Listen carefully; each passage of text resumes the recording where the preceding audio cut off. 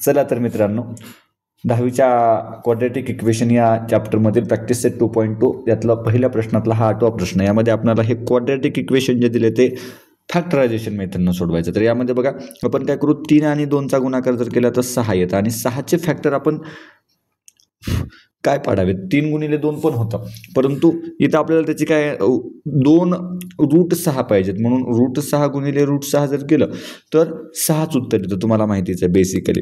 मग बघा 3x वर्ग वजा √6x वजा √6x अधिक 2 बरोबर 0. आता यामधून आणि यामधून काय कॉमन निघेल, तर बघा हे आपण एकदा मी तुमच्यासाठी एक स्टेप लिहितो, परत एक एक्स्ट्रा जी.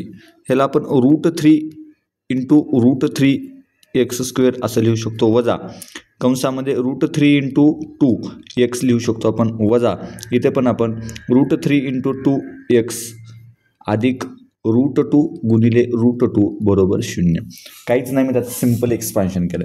आता बघा यामधून √3x आणि यामधून पण √3x कॉमन निघतं, म्हणून √3x जर कॉमन काढलं तर इथं उरतं √3x वजा √2x आणि यामधून √2x आणि यामधून √2 आणि √2 जर कॉमन काढलं त्यामध्ये पण √3x वजा √2 अशा पद्धतीनं उरतं. मग बघा हे √3x फक्त इथे एक मी एक्स्ट्रा लिहिले, इथे येणार नाही हे x. बघा अशा पद्धतीनं जर आपण लिहिलं तर √3x वजा √2 आणि √3x वजा √2 बरोबर 0. मग बघा दोन संख्यांचा गुणाकार जर 0 असेल तर त्यापैकी एक संख्या ही 0 असायलाच हवी, और √3x वजा √2 = 0. म्हणून x बरोबर √2 भागिले √3 किंवा x बरोबर √2 भागिले √3. बघा इथं शॉर्ट व्हिडिओसाठी एक स्पॅन दिलेला असतो, त्यापेक्षा जास्त मोठा शॉर्ट व्हिडिओ होऊ शकत नाही. तुम्हाला लॉंग व्हिडिओ पण उपलब्ध होतील आणि खूप डिटेल डिस्कशन करेल मी त्यामध्ये, खरंच सांगतोय.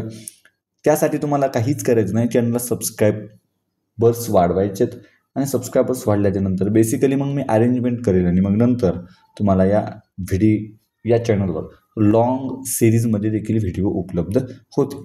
चला सध्याचं उत्तर आलं, पुढच्या गणिताच्यासाठी आपण पुढचा शॉर्ट व्हिडिओ पाहणार आहेत.